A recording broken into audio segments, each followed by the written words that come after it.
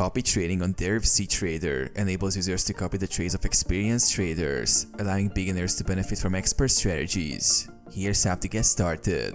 Open and fund your Deriv account. Sign up for an account on Deriv and complete the identity verification process. Deposit funds into your account via the available payment methods. Navigate to cTrader Copy Trading.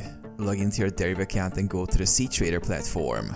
Once in the platform, locate the copy trading section, which is integrated into cTrader. Select a trader to copy.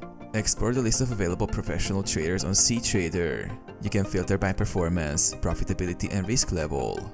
Each trader's profile shows their success rate, recent trades, and trading style. Choose a trader that matches your goals and risk tolerance. Allocate funds for copy trading.